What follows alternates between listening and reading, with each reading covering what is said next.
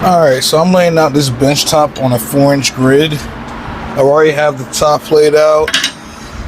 I took a measure, every 4 inches on center.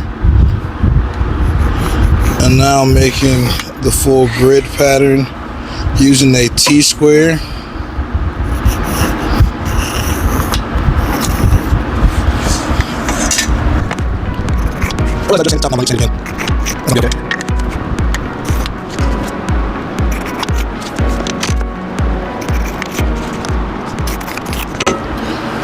That is all the grids on the top.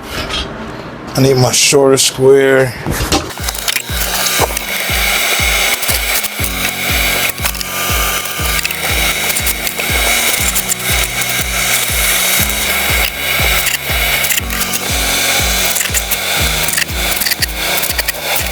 Alright, and the next step after we get all the Benchdog holes laid out is to switch over to a smaller drill bit. I typically use about a 1/4 inch drill bit. I want to make sure that the point on whatever bit I'm going to use to actually drill my 3/4 inch hole, whether it's the self-feeding point on a paddle bit or the small point that's on a Forstner bit, I want to make sure that the hole that I'm pre-drilling is small enough for that point to actually find itself. And if it's say you drill a 3/8 inch hole, that point on whatever bit you're using has the ability to wobble inside that hole, so you can actually guarantee that you're drilling dead center on where you actually wanted it to be. So another key thing though is that you want these points to be dead on. So I like to actually go through sometimes and actually use a center punch and actually punch each one of my marks to make sure my bit is going to find the marks that I have laid out, because again, everything's laid out perfectly on 4-inch centers. So if my bit wanders as I start drilling the hole, we're not exactly on 4-inch centers. So take your time, lay out all your holes, and then go through and start drilling.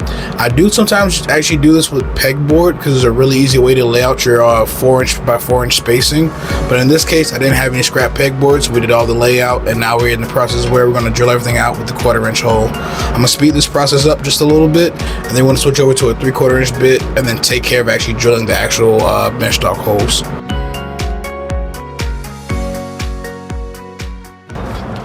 Alright, so the last thing we gotta do is drill all of the Benchdog holes.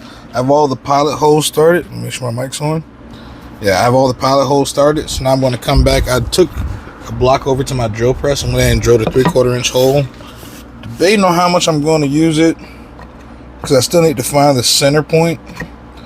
So I have to come in here with my bit. I want to make sure the bench is cleared off. So I very well might not use it.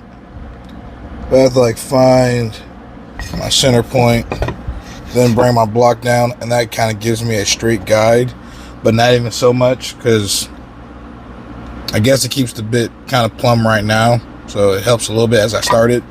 But I think I can drill straight. We're gonna give that a shot. We're gonna start off with a Forstner bit and finish off with a paddle bit. On the underside, I might come from underneath, I'm not really sure.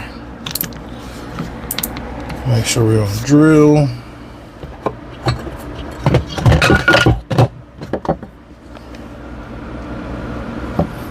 Unmute this.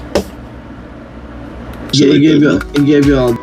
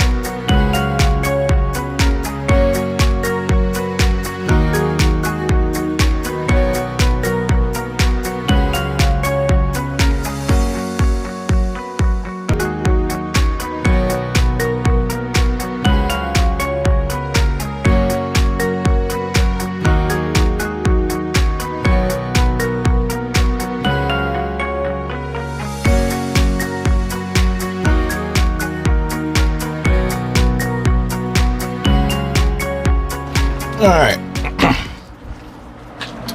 These still need to be bored out some more. But if I wanted to use Let's say something like that one.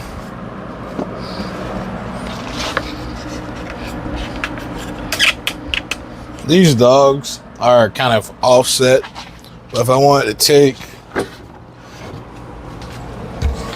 some Benchdogs,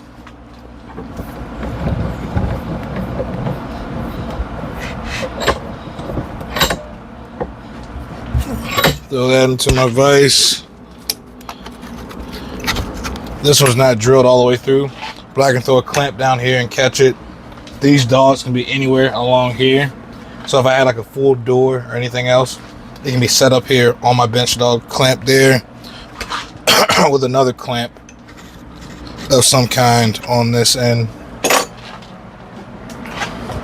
All these holes aren't drilled all the way through yet, but Benchdogs like this,